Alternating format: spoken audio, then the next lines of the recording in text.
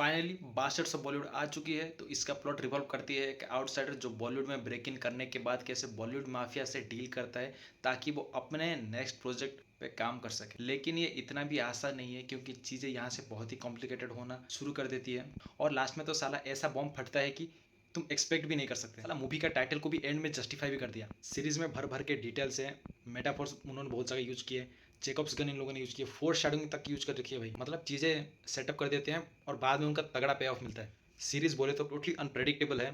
तुम ये सोचे होगी कि ये चीज़ ऐसा होगा, लेकिन उससे भी भयंकर चीज़ खतरनाक तरीके से ये लोग कर देते हैं। फिल्म मेकिंग के पर्सपेक्टिव से भी ये सीरीज बहुत मायने में खड़े उतरती है। इतने सारी चीज़ों को बैलेंस कर पाए ये काबिल तारीफ बात है।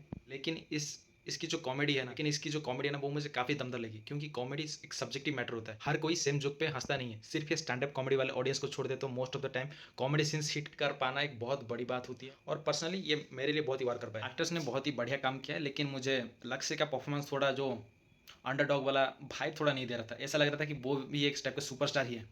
डायरेक्शन लाजवाब है, स्पेशली फॉर ए न्यू कमर। ये बहुत ही तगड़ा डायरेक्टोरियल डेब्यूट है। स्क्रीन पे बढ़िया है पर कहीं कहीं जगह पे साले इधर उधर। ऑल तो ट्रेलर इसका मैंने देखा है, सिर्फ ऊपर ऊपर से सुना था कि इसके बारे में ये सीरीज के अराउंड जो हाइप बिल्डअप करती है उसको ये बहुत ही ढंग से जस्टिफाई कर पाती है। सीरीज बहुत ही बढ़िया ढंग से बना गया। ऑल तो आर्यन खान पे मुझे इतना उम्मीद नहीं था कि वो ऐसा भी काम कर सकते हैं। सीरीज के जो म्यूजिक चॉइस है वो मुझे खास जमा नहीं।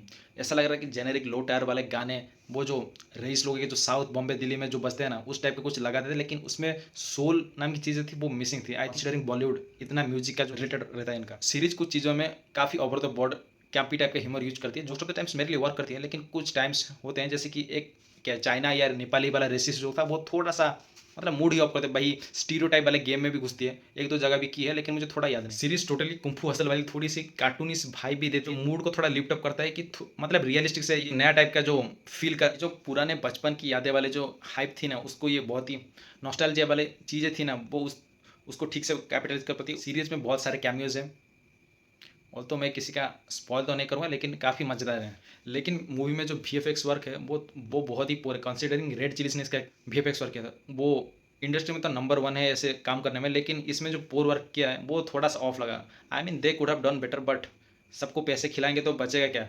सीरीज देखते वक्त कभी तो लगता है कि ये एक्टिंग नहीं करे, मतलब रियल लाइफ के कैरेक्टर जैसे ही पुट्रे कर रही हैं। NCB के ऊपर शॉट्स भी फायर किए गए। उन्होंने उसका एक पैरोडी वर्जन NCG जो आर्यन खान को जो अरेस्ट किए थे ना, उनका इन लोगों ने एक स्पूफ वर्जन बनाया है। लेकिन वो सीन है ना, मुझे इतना कन्विंसिंग नहीं लगा क्योंकि वो जोक तो पर्सनल था मानता हूँ, लेकिन जो उसका इम्पैक्ट तगड़ा होना चाहिए था वो हमें मिलता नहीं है क्योंकि डायरेक्टर से कार्टूनिस्ट टाइप का दिखाना चाहते हैं। लेकिन ये ये चीज़ थोड़ा डीप जाती है क्योंकि ये आप इस पर कर सकते थे, आपके साथ ही पर्सनली हुआ था। आई मीन और सीरीज में बहुत सारे ब्रांड प्रमोशंस भी हैं। खुद का ब्रांड ही भाई ने साहब इतने जगह इसने T-शर्ट हो या वो दारू सब जगह कर रखा है और एक दो दुक्के एड्स भी पैसे लगा दिए। और क्या सीरीज में अरशद वारसी का विलन वाला जो इंट्रो था वो एकदम फायर था। मतलब एक्सपेक्ट नहीं किया था। जो KGF वाले डायलॉग्स होते हैं ना, जो एक कैरेक्टर होता है वो मेन कैरेक्टर को हाइप अप करता है, इसमें भी एक टाइप का कैरेक्टर था जिसने विलन को हाइप अप करा था।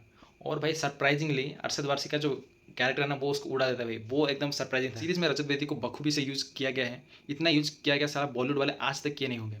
और सोडा वाले का जो कैरेक्टर वो मुझे पर्सनल काफ़ी अच्छा लगा क्योंकि भाई वो हर टाइम जब स्क्रीन पे आता है ना वो हमेशा चौक करके ही जाता है भाई।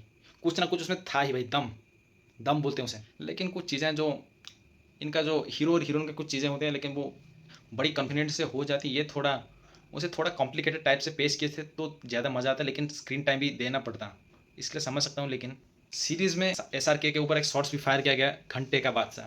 आखिरकार आर्यन खान ने SRK को उसकी औकात दिखाई दी जो कि है घंटे की बादशाह।